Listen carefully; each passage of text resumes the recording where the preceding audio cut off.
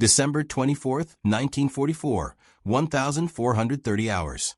Ardennes Forest, Belgium. Private First Class Ralph Blank staggered through snow that reached his knees, each step burning with cold that penetrated his sodden boots. Behind him, what remained of his squad. 7 men from the 285th Field Artillery Observation Battalion struggled to keep pace through the blizzard that had transformed the Ardennes into a white hell. They had been cut off for 3 days, ever since German forces launched their massive offensive on December 16th. The Battle of the Bulge, as it would later be called, had shattered American lines across an 80-mile front. Blank's observation team had been positioned forward to direct artillery fire when German armor smashed through. They'd been running ever since, dodging German patrols, surviving on scattered rations, slowly freezing to death in the worst winter Europe had seen in decades. "Sarge, I see something." Corporal Jimmy Chin pointed through the swirling snow. Ahead, barely visible through the blizzard, stood a small stone cottage with smoke rising from its chimney. The sight of that smoke, proof of warmth, of shelter, of survival, made Blank's decision immediate. "We're going in," he said. "Weapons ready." Could be Germans. What Private Blank didn't know, what none of his exhausted men could have known, was that 4 German soldiers were already inside that cottage, having taken shelter from the same blizzard hours earlier. And in the next 16 hours, on Christmas Eve 1944, enemies would become something else entirely, not friends, but not enemies either. Something the war had no name for. The cottage belonged to Elisabeth Vincken, a widow who had fled Aachen with her 12-year-old son Fritz when the city was evacuated in September 1944. The small hunting lodge deep in the forest had been her family's vacation home before the war. Now it was her refuge, isolated enough that the war seemed distant, until it arrived at her door. At 1,300 hours, 4 German soldiers had knocked. Unteroffizier Heinz Wöllenstein, 19 years old, led 3 teenagers, none older than 18, who were separated from their unit during the American artillery bombardment that morning. One of them, Grenadier Karl Thurau, 17, had a badly wounded leg where shrapnel had torn through his calf. They were Volksgrenadier Division replacements, boys conscripted in the desperate final levies, with less than 6 weeks of training between them. Elisabeth had seen Thurau's leg, seen the blood soaking through the field dressing, and made her decision. "Come inside," she told them in German. "I'll heat water. The wound must be cleaned." The soldiers had entered gratefully, stacking their rifles, 2 Kar 98K bolt-action rifles and 2 MP40 submachine guns, in the corner. They were warming themselves by the small iron stove when the knock came again at 1,445 hours. Wöllenstein grabbed his MP40 and moved to the door. Through the window, he could see American soldiers, 7 of them, weapons ready, surrounding the cottage. His finger moved to the trigger, then stopped. These Americans looked as exhausted and frozen as his own men. More critically, they outnumbered his group, and Thurau couldn't fight at all. Elisabeth made the decision before Wöllenstein could. She stepped in front of him, pushed his weapon down, and opened the door. "English?" she asked the Americans. "Sprechen Sie Deutsch?" "English, ma'am," Sergeant Ralph Blank replied. His M1 Garand rifle aimed past her at the German soldiers he could see inside. "We need shelter. We're not here to." He stopped, processing what he was seeing. Germans. Armed Germans. Americans. Armed Americans. A civilian woman standing between them. And a blizzard outside that was killing men on both sides without firing a shot. Elisabeth Vincken spoke in halting English. "It is Christmas Eve. The storm will kill you. Inside there are German soldiers. Inside you will not shoot. Outside you will freeze. You choose." The moment stretched impossibly. Blank could see the German NCO beyond the woman, weapon lowered but ready. Behind Blank, his men waited for orders, fingers on triggers, too cold and exhausted to process the absurdity of the situation. It was Private Robert Middleton, 20 years old from Tennessee, who broke the silence. "Sarge, I can't feel my feet. We stay out here, we're dead by morning. Germans shoot us, at least we're warm when we die." The dark humor was so absurd that Blank almost laughed. Instead, he made a decision that violated every regulation, every tactical principle, everything his training had taught him. He lowered his rifle. Waffenruhe, he said, using one of the few German words he knew. Ceasefire.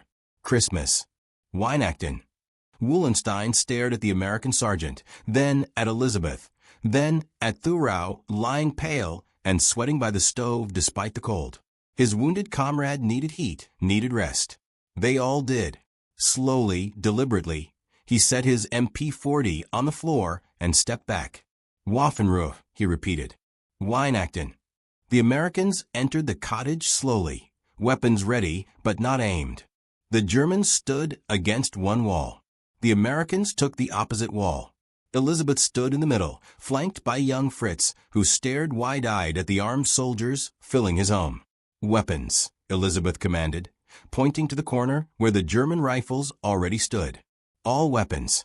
There. Her tone left no room for argument. These were children in her home, enemy children perhaps, but children nevertheless, and children followed rules. Blank hesitated, then nodded to his men. 7M, 1 Garens, joined 4 German weapons in the corner. 11 soldiers stood in a room barely large enough for half that number. Enemies separated by 8 feet, and a ceasefire that existed only because a widow had declared it. The silence was broken by Thurau groaning. Elisabeth knelt beside him, examining the leg wound that had reopened and was bleeding through the dressing. She looked up at Blank. Medicine, she asked. Medicine? Bandage. Corporal John Morrison, the unit's aide man, stepped forward instinctively. He started toward Thurau, then stopped, looking at Blank. Sarge. Blank looked at Wöllenstein. The German NCO's hand had moved toward his sidearm, still holstered, then stopped. Their eyes met in a moment of mutual understanding. Morrison could help, or Thurau could die. The choice was simple and impossible. Help him, Blank said. Morrison knelt beside the German soldier and opened his medical kit. His hands, still numb from cold, fumbled with bandages as he cut away the soaked dressing. The wound was deep, the flesh torn and inflamed. This needs sulfa powder and proper bandaging, Morrison said to no one in particular. Might be infected already. He worked while everyone watched, Germans tense and ready to fight if their comrade was harmed. Americans equally ready. Elisabeth standing between them with her arms crossed like a schoolteacher supervising unruly students. Morrison cleaned the wound with water Elisabeth heated on the stove, applied sulfa powder from his medical kit, and wrapped it with fresh bandages. Thurau gasped in pain, but remained conscious, gripping Fritz's hand. The boy had moved to comfort him without being asked. He'll live, Morrison announced. Needs real medical attention, but this'll hold him for now. The tension eased fractionally. Wöllenstein nodded to Morrison. Danke, he said quietly. Thank you. Elisabeth took control with the authority only a mother can command. You sit, she ordered, pointing Germans to one side of the room, Americans to the other. No talking. No fighting. I make food. The food was meager, potato soup made from their last potatoes, a small amount of bread, some preserves. Not nearly enough for 13 people. But Elisabeth divided it precisely, giving each soldier an equal portion regardless of uniform. The Germans received no more than the Americans. Everyone received no less than everyone else. They ate in silence, the only sounds a crackling of the stove and the howling wind outside. The cottage's single room grew warmer as body heat from 11 soldiers supplemented the small stove. Snow melted off uniforms, creating puddles on the stone floor. The men began to thaw, painful sensation returning to frozen extremities. Private Hermann Müller, whose family had emigrated from Germany in 1938, understood German and had been listening to the whispered conversation between Wöllenstein and his men. He leaned close to Blank. Sarge, the Kraut NCO, is telling his guys to cooperate. Says if we wanted them dead, we'd have shot them already. Says the ceasefire holds until the storm breaks. Blank nodded slowly. The same calculation applied in reverse. If the Germans wanted to kill Americans, they'd already tried. Whatever was happening in this cottage existed outside the normal rules of war, created by circumstances that superseded military logic. As evening fell, the blizzard intensified. Wind hammered the cottage, driving snow through gaps in the shutters. The temperature outside dropped to well below freezing. Weather reports later recorded it as one of the coldest nights of the century in the Ardennes, temperatures reaching -20 degrees Fahrenheit, with wind chill far worse. Men caught outside in those conditions died within hours. Elisabeth produced a small Christmas tree, just a branch really cut from the forest, and set it on the table. She had no decorations, so Fritz tore paper into strips and folded them into shapes. Stars, angels, crude ornaments. He placed them on the branch while the soldiers watched. Still nacked, Elisabeth began singing softly. Silent Night. Her voice was untrained but pure, carrying the melody that Germans had sung for over a century. Wöllenstein joined in, his voice rough but earnest.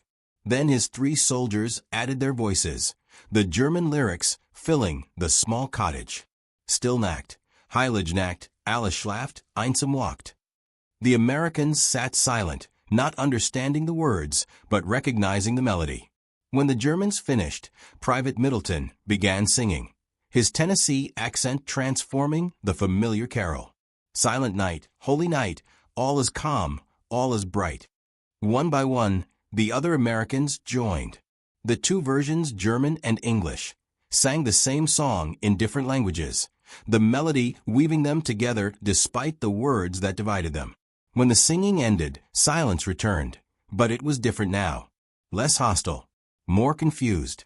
These were enemies who had been killing each other for days, who would return to killing each other when the storm ended, sitting together singing Christmas carols because a widow and a blizzard had created a space where the war couldn't reach. As night deepened, the practical problems of the ceasefire became apparent. 11 soldiers and 2 civilians in a single-room cottage with 1 stove. They would have to sleep in shifts, some by the fire, others farther away. The question was who would keep watch, and whether watch was even necessary. Blank made the decision. Morrison, first watch. Wake Müller in 2 hours. He looked at Wöllenstein, and, through gestures and Müller's translation, communicated the same. Wöllenstein nodded, and designated one of his men for first watch. 2 sentries, 1 German, 1 American, sat on opposite sides of the cottage, watching each other watch everyone else. It was absurd, but it worked. The exhausted soldiers slept where they sat, Americans leaning against one wall, Germans against the other, Elisabeth and Fritz sharing the cottage's single bed. At midnight, Müller woke Blank for his watch shift. The cottage was dark except for dim firelight from the stove. The German sentry was Wöllenstein, who sat watching Müller with the same tired wariness that Blank felt. For 2 hours, the 2 NCOs sat in silence, each aware that a sudden move could shatter the truce and turn the cottage into an abattoir. Neither moved suddenly. Neither broke the silence. At 0200 hours, Blank woke Corporal Chun for the next watch shift. Wöllenstein woke one of his privates. The changing of the guard happened without incident, and Blank finally slept, too exhausted to care that he was sleeping 8 feet from enemy soldiers. Christmas morning arrived with weak light filtering through snow-covered windows. The blizzard had continued through the night, burying the cottage in drifts. The temperature inside had dropped. The small amount of wood had burned to coals. They would need more fuel or face freezing. The wood supply was in a shed 30 feet from a cottage, an impossible distance in the blizzard. But it had to be reached. Blank and Wöllenstein, through Müller's translation, agreed to send men together, 2 Americans, 2 Germans, to retrieve wood. If anyone intended to betray the truce, this was the opportunity. Private Blank and Private Middleton went with Gefreiter Hans Keller and Grenadier Joseph Klein. The 4 soldiers roped themselves together and fought through the blizzard to the shed, loaded their arms with wood, and fought back. They returned frozen but successful, and the fire was rebuilt. The morning passed slowly. Elisabeth produced the last of her food, some dried meat, a few eggs that Fritz had found in the cold cellar. She created a meal that barely satisfied 13 people, but gave everyone something. The food was divided with the same scrupulous equality as the night before. The soldiers began talking, carefully, through Mueller's translation, avoiding topics like units, positions, or military information.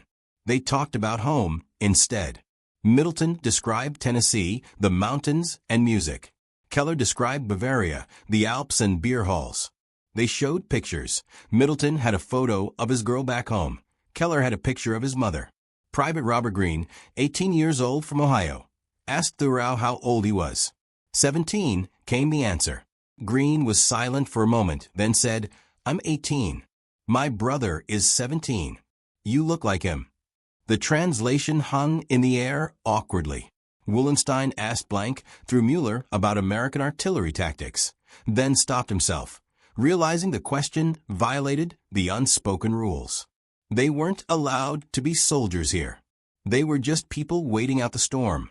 Fritz, the only one unconstrained by military protocols, moved freely between both groups.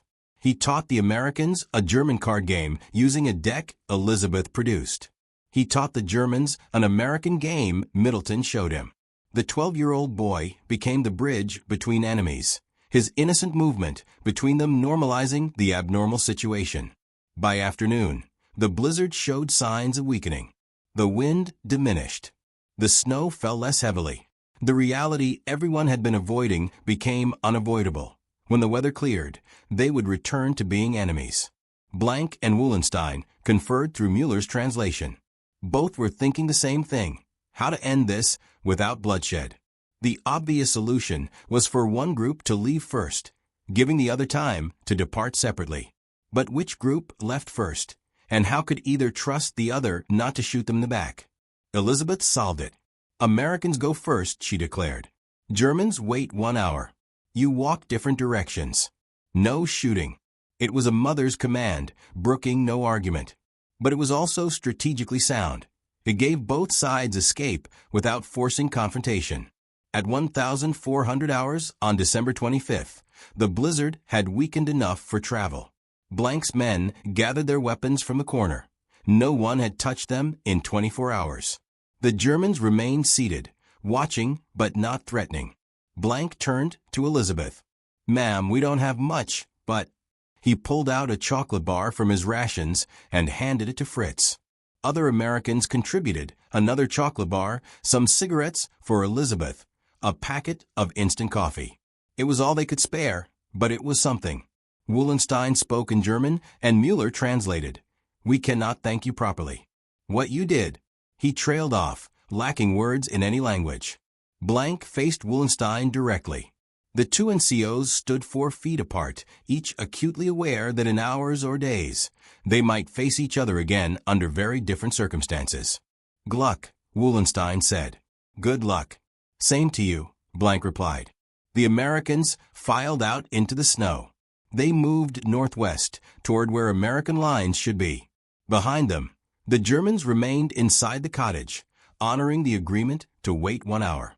Blank's squad walked for 20 minutes before Corporal John spoke. "Sarge, what the hell just happened?" Blank had no answer. What had happened violated every military regulation, every tactical doctrine, every lesson learned about trusting the enemy. Yet it had happened. They had sheltered with German soldiers, shared food with them, sang Christmas carols with them, and parted without violence.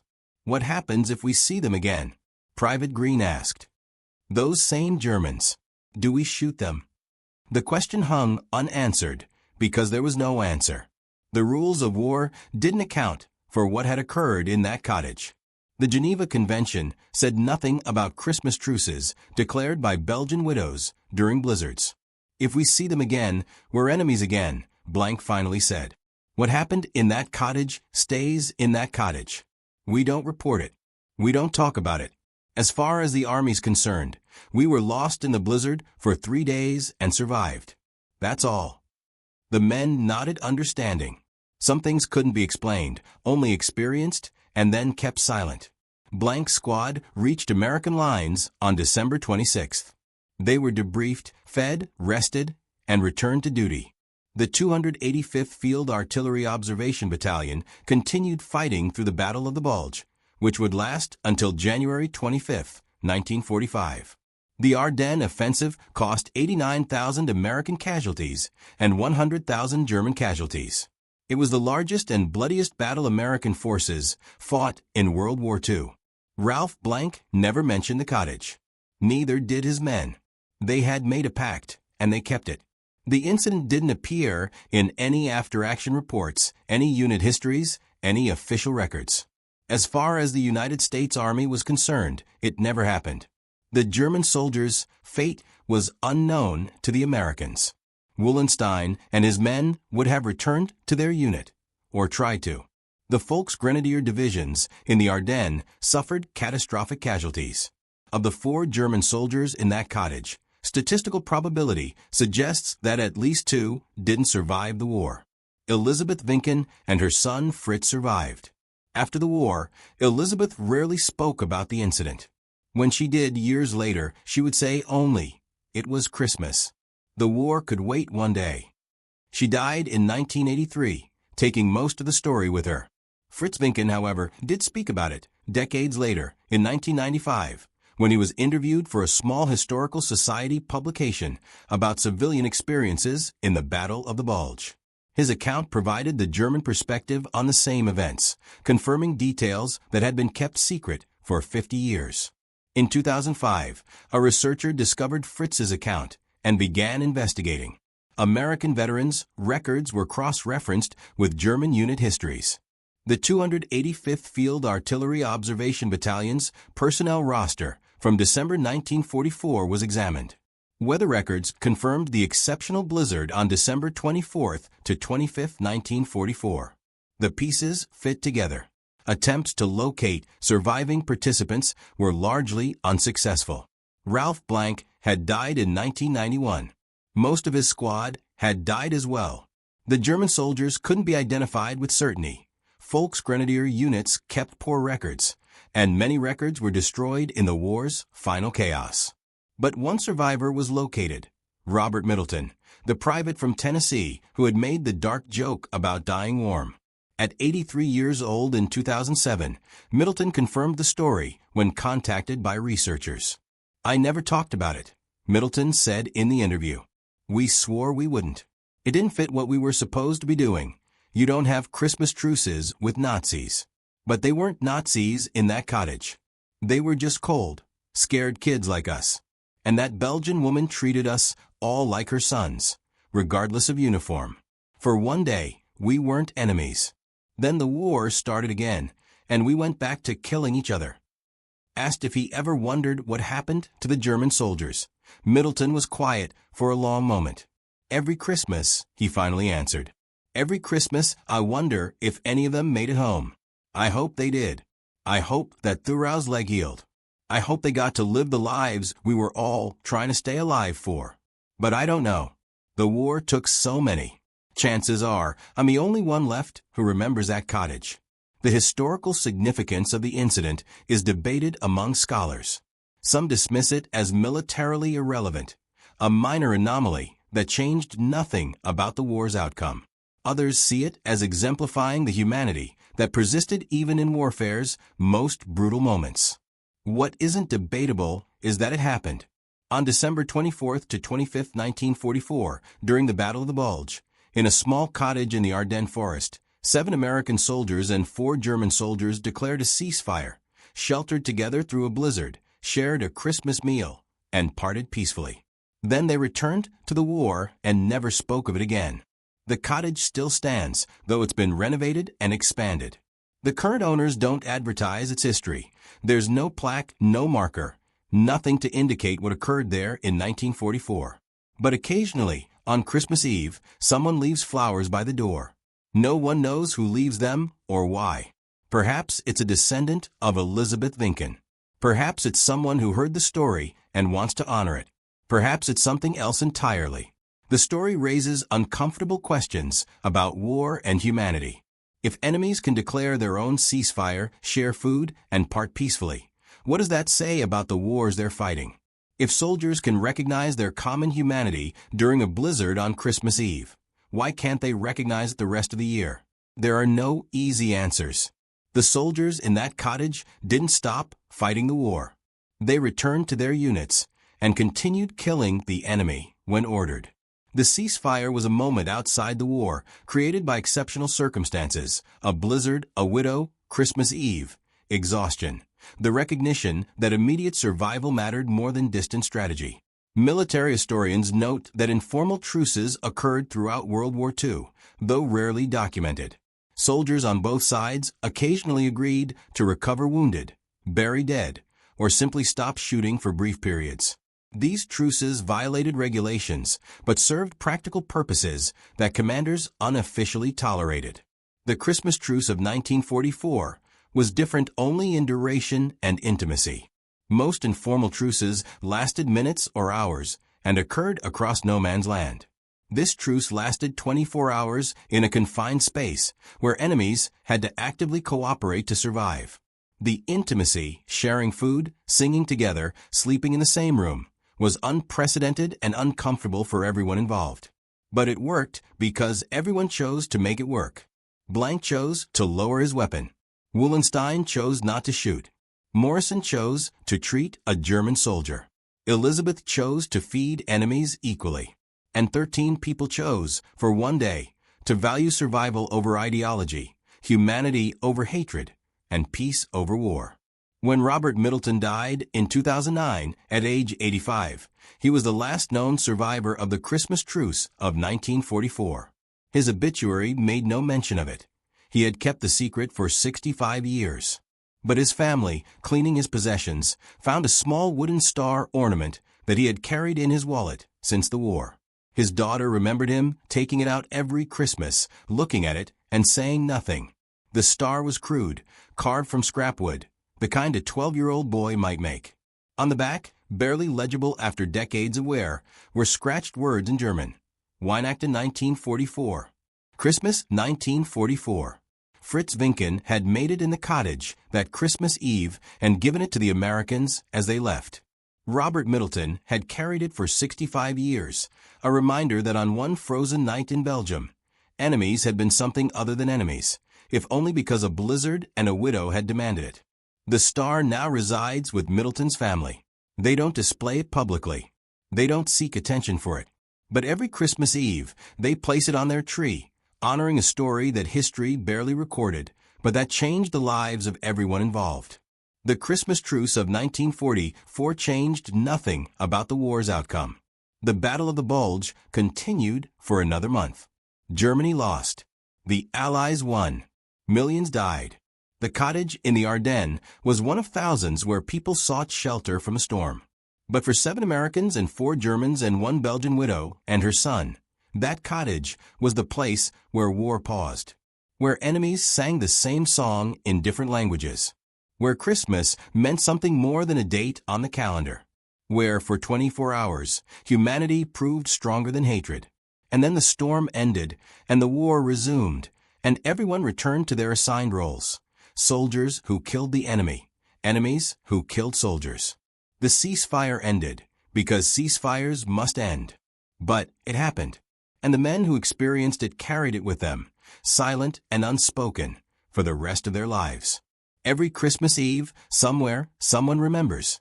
The details fade with time. The participants have died. The cottage has been renovated. The story has been forgotten by history. But the truth remains. On Christmas Eve 1944, in a blizzard in the Ardennes, enemies chose peace. If only for one night. If only because they had no choice. If only because it was Christmas.